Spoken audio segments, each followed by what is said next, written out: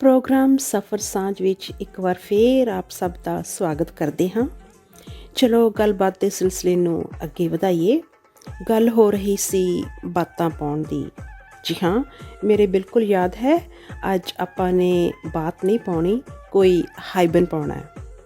ਇਹ ਹਾਈਬਨ ਹੈ ਇਕਾਂਤ, ਜੋ ਮਾਈਕਲ ਸਟੀਵਨਸ ਦੇ ਕੀਤੇ ਇੱਕ ਤਜਰਬੇ 'ਤੇ ਆਧਾਰਿਤ ਹੈ। ਇੱਥੇ ਮੈਂ ਇਹ ਵੀ ਦੱਸ ਦੇਵਾਂ ਕਿ ਮਾਈਕਲ ਸਟੀਵਨਸ ਨੇ ਅਮਰੀਕਾ ਦੀ ਯੂਨੀਵਰਸਿਟੀ ਤੋਂ ਨਿਊਰੋਸਾਈਕੋਲੋਜੀ ਵਿੱਚ ਡਿਗਰੀ ਹਾਸਲ ਕੀਤੀ ਹੋਈ ਹੈ।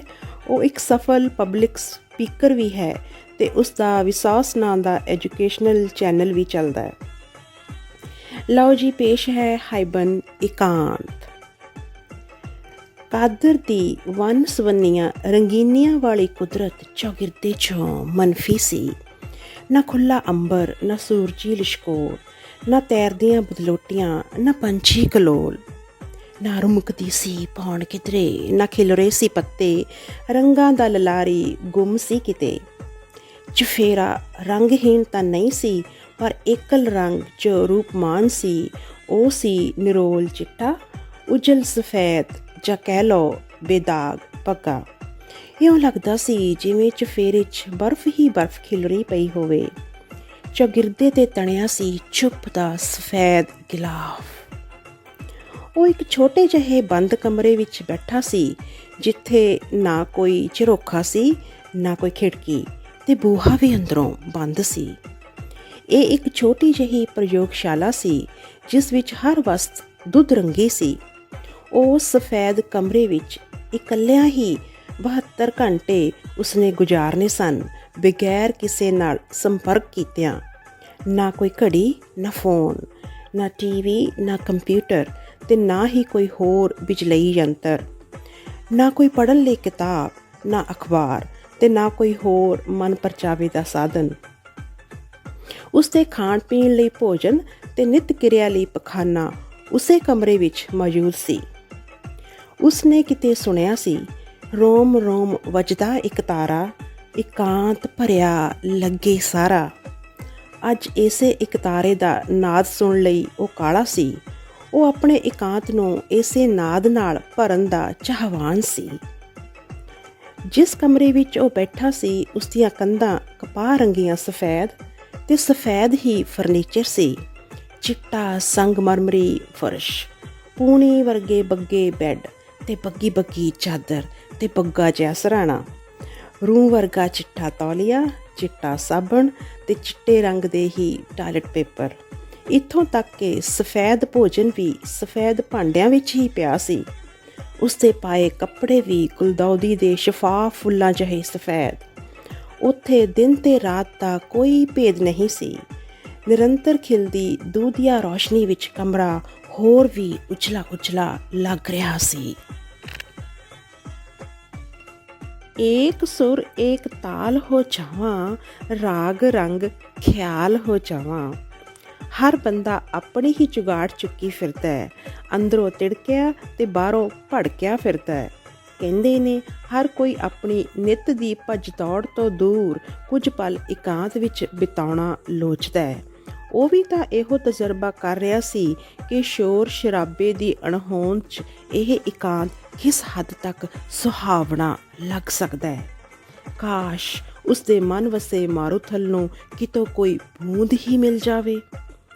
ਉਹ ਕਿਸੇ ਨੁੱਕਰ 'ਚ ਬੈਠ ਆਪਣੇ ਅੰਦਰਲੀ ਚੁੱਪ ਤੇ ਬੇਚੈਨੀ ਨੂੰ ਸੁਣਨਾ ਚਾਹੁੰਦਾ ਸੀ, ਜਿੱਥੇ ਉਸਦੀ ਬਿਰਤੀ ਨੂੰ ਠੁੰਗਣ ਵਾਲਾ ਕੋਈ ਨਾ ਹੋਵੇ।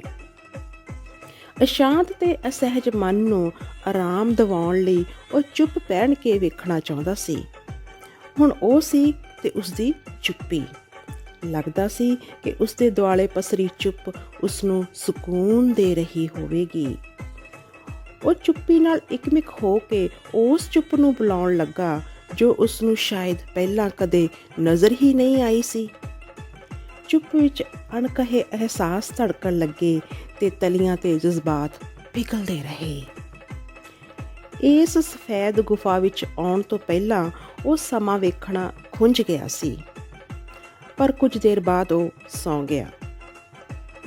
ਤਕਰੀਬਨ 6-7 ਘੰਟਿਆਂ ਦੀ ਨੀਂਦ ਤੋਂ ਬਾਅਦ ਉਹ ਜਾਗਿਆ, ਪਰ ਸਮੇਂ ਦਾ ਅਹਿਸਾਸ ਨਾ ਹੋਣ ਕਾਰਨ ਉਸਨੂੰ ਬੀਤਿਆ ਸਮਾਂ ਲਮੇਰਾ ਭਾਸਿਆ। ਖਾਣ ਪੀਣ ਤੋਂ ਵਿਹਲਾ ਹੋ ਸਮਾਂ ਬਿਤਾਉਣ ਲਈ ਕਦੇ ਉਸਨੇ ਕਸਰਤ ਕੀਤੀ ਤੇ ਫਿਰ ਗੀਤ ਵੀ ਗਾਏ। ਉਹ ਕਮਰੇ 'ਚ ਇੱਧਰ ਉੱਧਰ ਚੱਕਰ ਲਾਉਂਦਾ ਰਿਹਾ, ਸਿੱਧੀ ਤੇ ਪੁੱਠੀ ਗਿਣਤੀ ਕਰਨ ਲੱਗਾ। ਮਸੀਂ 5-6 ਘੰਟੇ ਬੀਤੇ ਹੋਣਗੇ। ਉਸਨੇ ਸੋਚਿਆ ਕਿ ਹੁਣ ਤਾਂ ਬਹੁਤ ਸਮਾਂ ਲੰਘ ਗਿਆ, ਚਲੋ ਰਾਤ ਦਾ ਭੋਜਨ ਕਰ ਲਵਾਂ। ਰਾਤ ਦਾ ਭੋਜਨ ਕਰ ਉਹ ਫੇਰ ਸੌਂ ਗਿਆ। ਅੰਦਾਜ਼ੇ ਨਾਲ ਉਹ ਹਰ ਕਿਰਿਆ ਕਰਦਾ, ਸਵੈ ਨਾਲ ਗੱਲੀ ਲੱਗਾ ਰਿਹਾ। ਸੋਚਾਂ ਦੀ ਧੁੰਦ ਵਿੱਚ ਉਸਦੇ ਖਿਆਲ ਫੜਫੜਾਉਣ ਲੱਗੇ। ਉਡਦੀ ਚੇਤਨਾ ਦੇ ਹਰਫਾਂ ਵੱਲ ਦੌੜਦਾ ਉਹ ਆਪਣੀਆਂ ਸੰਦਰੀਆਂ ਯਾਦਾਂ ਨੂੰ ਫੁੱਲਾਂ ਦੀਆਂ ਬਿਖਰੀਆਂ ਪੱਤੀਆਂ ਵਾਂਗ ਚੁਣਨ ਲੱਗਾ। ਚੁੱਪ ਦੀ ਮੱਠੀ ਮੱਠੀ ਝਰਨਾਹਟ ਦੇ ਸਰੂਰ ਨੂੰ ਖਾਮੋਸ਼ੀ ਦੀ ਬੁੱਕਲ ਮਾਰ ਆਪਣੇ ਅੰਦਰਲੇ ਆਨੰਦ ਨੂੰ ਵਾਚਣ ਲਈ ਉਹ ਅਸਫਲ ਕੋਸ਼ਿਸ਼ ਕਰਦਾ ਰਿਹਾ। ਚੁੱਪ ਨੂੰ ਸੁਣਦਿਆਂ ਚੁੱਪ ਹੀ ਸੁਣੀਏ, ਦਿਲ ਦੀ ਧੜਕਨ ਸ਼ੋਰ ਨਾ ਉਣੀਏ।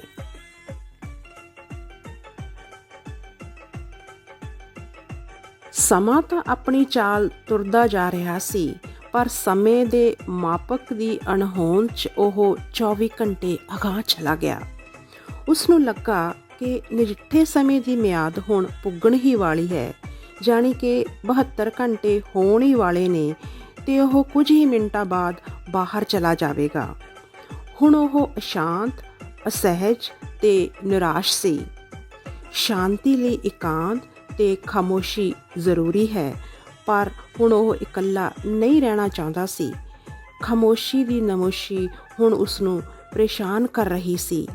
ਉਸਦੀ ਭੁੱਖ ਮਰੀ ਵੀ ਨਹੀਂ ਸੀ, ਪਰ ਉਹ ਕੁਝ ਖਾਣਾ ਵੀ ਨਹੀਂ ਸੀ ਚਾਹੁੰਦਾ। ਖੁਦ ਦੀ ਸੋਚ ਬੇਲੋੜੀ ਲੱਗ ਰਹੀ ਸੀ ਤੇ ਚੁਫੇਰੇ ਪਸਰੀ ਚੁੱਪ 'ਚੋਂ ਹੁੰਗਾਰੇ ਦੀ ਉਹ ਕੋਈ ਕੰਨੀ ਫੜਨ ਦੀ ਕੋਸ਼ਿਸ਼ ਕਰ ਰਿਹਾ ਸੀ। ਸੋਚਾਂ ਦਾ ਪ੍ਰਵਾਹ ਉਹ ਦੂਜਿਆਂ ਦੇ ਸ਼ਬਦਾਂ ਰਾਹੀਂ ਪਾਉਣਾ ਲੋਚਦਾ ਸੀ। ਉਹ ਚਾਹੁੰਦਾ ਸੀ ਕਿ ਕੋਈ ਆਵਾਜ਼ ਉਸਦੇ ਕੰਨੀ ਪਵੇ ਤੇ ਉਹ ਕਿਸੇ ਦੀ ਗੱਲ ਦਾ ਹੁੰਗਾਰਾ ਭਰੇ। ਉਹ ਕਿਸ ਬਾਰੇ ਸੋਚ ਰਿਹਾ ਹੈ ਤੇ ਕੀ ਸੋਚ ਰਿਹਾ ਹੈ, ਹੁਣ ਉਸਨੂੰ ਕੁਝ ਵੀ ਯਾਦ ਨਹੀਂ ਸੀ।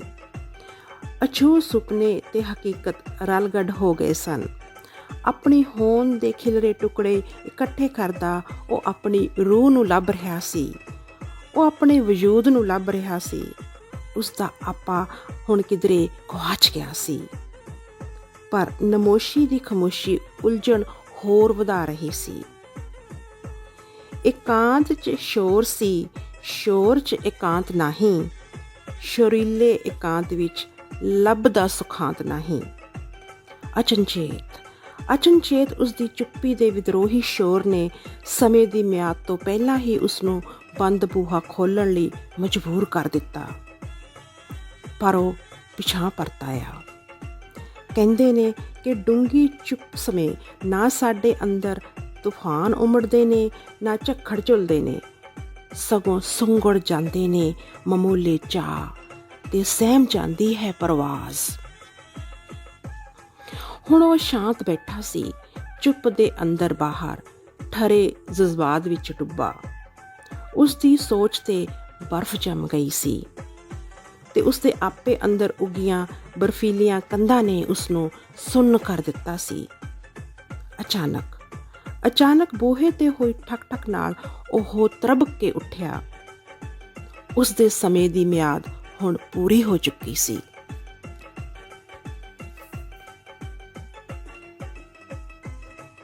ਸੁਨ ਵਾਜੇ ਅਨਹਦ ਨਾਦ, ਸੁਨ ਉਗਮੇ ਅਫਰ ਸਮਾਦ। ਪਰ ਅਜਿਹਾ ਤਾਂ ਕੁਝ ਵੀ ਨਹੀਂ ਹੋਇਆ ਸੀ। ਕੋਈ ਨਾਦ, ਕੋਈ ਧੁਨ ਉਸਨੂੰ ਸੁਣਾਈ ਹੀ ਨਹੀਂ ਦਿੱਤੀ। ਉਹ ਖੁਦ ਹੀ ਬੜਬੜਾਇਆ, ਇਕਾਂਤ ਹਮੇਸ਼ਾ ਸੁਹਾਵਣਾ ਨਹੀਂ ਹੁੰਦਾ। ਪਰ ਇਹ ਇਕਾਂਤ ਸੀ ਜਾਂ ਫਿਰ ਇਕੱਲਾਪਣ, ਉਸਨੂੰ ਕੁਝ ਵੀ ਸਮਝ ਨਹੀਂ ਆ ਰਿਹਾ ਸੀ। ਕਹਿੰਦੇ ਨੇ ਕਿ ਇਕੱਲਿਆਂ ਤੇਜ਼ ਤਾਂ ਤੁਰਿਆ ਜਾ ਸਕਦਾ ਹੈ, ਪਰ ਅਗਾਂਹ ਵਧਣ ਲਈ ਸਾਥ ਜ਼ਰੂਰੀ ਹੁੰਦਾ ਹੈ। ਉਹ ਅੱਬੜਵਾਇਆਂ ਵਾਂਗ ਭੱਜ ਕੇ ਬਾਹਰ ਨਿਕਲਿਆ, ਜਿੱਥੇ ਉਸਦੇ ਸੰਗੀ ਸਾਥੀ ਉਸਦਾ ਇੰਤਜ਼ਾਰ ਕਰ ਰਹੇ ਸਨ। ਇੰਜ ਲੱਗਦਾ ਸੀ ਕਿ ਪਤਾ ਨਹੀਂ ਉਹ ਕਿਹੜੀ ਕੈਦ ਵਿੱਚੋਂ ਰਿਹਾ ਹੋ ਰਿਹਾ ਸੀ। ਪਤਾ ਨਹੀਂ ਇਹ ਪਿੰਜਰਾ ਉਹ ਸਫੈਦ ਕਮਰਾ ਸੀ ਜਾਂ ਫਿਰ ਉਸਦਾ ਆਪਾ, ਜਿਸ ਨੇ ਉਸ ਨੂੰ ਇੰਨਾ ਬੇਚੈਨ ਕਰ ਦਿੱਤਾ ਸੀ। ਬਾਹਰ ਆਉਂਦਿਆਂ ਹੀ ਉਸ ਨੂੰ ਚੌਗਿਰਦੇ ਵਿੱਚ ਦਿੱਤੇ ਕਿਸੇ ਨਿੱਘੇ ਜਿਹੇ ਤਰੌਂਕੇ ਦਾ ਅਹਿਸਾਸ ਹੋਇਆ ਜਦੋਂ ਉਸ ਦੇ ਸੰਗੀ ਸਾਥੀਆਂ ਨੇ ਉਸ ਨੂੰ ਆਣ ਗਲਵੱਕੜੀ ਪਾਈ। ਉਹ ਆਲੇ ਦੁਆਲੇ ਨੂੰ ਅਚੰਭੇ ਭਰੀਆਂ ਨਜ਼ਰਾਂ ਨਾਲ ਵੇਖ ਰਿਹਾ ਸੀ, ਜਿਵੇਂ ਇਹ ਕੁਦਰਤੀ ਨਜ਼ਾਰੇ ਪਹਿਲਾਂ ਉਸਨੇ ਕਦੇ ਵੇਖੇ ਹੀ ਨਾ ਹੋਣ। ਉਹ ਹਰ ਵਸਤ ਨੂੰ ਛੋਹ ਕੇ ਵੇਖ ਰਿਹਾ ਸੀ, ਉਂਗਲਾਂ ਦੇ ਪੋਟਿਆਂ ਦੀ ਛੋਹ ਦੇ ਨਾਲ ਹਕੀਕਤ ਨੂੰ ਮਹਿਸੂਸ ਕਰ ਰਿਹਾ ਸੀ। ਕੁਦਰਤੀ ਹੁਸੀਨਤਾ ਉਸ ਦਾ ਖਾਲੀਪਣ ਭਰਨ ਲੱਗੀ। ਹੁਣ ਉਹ ਆਪਣੇ ਆਪੇ ਵਿੱਚ ਮੁੜ ਆਇਆ ਸੀ। ਹੁਣ ਉਹ ਕੁਝ ਸਾਵਾਂ ਜਿਹਾ ਮਹਿਸੂਸ ਕਰ ਰਿਹਾ ਸੀ। ਉਸ ਨੂੰ ਆਪਣੇ ਹੋਣ ਦਾ ਅਹਿਸਾਸ ਹੁਣ ਪਰਤ ਆਇਆ ਸੀ। ਧੁਰ ਅੰਦਰ ਤੱਕ ਲਹਿੰਦਾ ਇੱਕ ਠੰਡੀ ਹਵਾ ਦਾ ਬੁੱਲਾ ਉਸ ਨੂੰ ਯੁੱਗ ਜਿਉਣ ਦੀ ਅਸੀਸ ਵਰਗਾ ਲੱਗਿਆ। ਹਵਾ ਦਾ ਬੁੱਲਾ ਹੌਲੀ ਹੌਲੀ ਪਿਘਲੇ ਯੱਖ ਬਰਫ਼।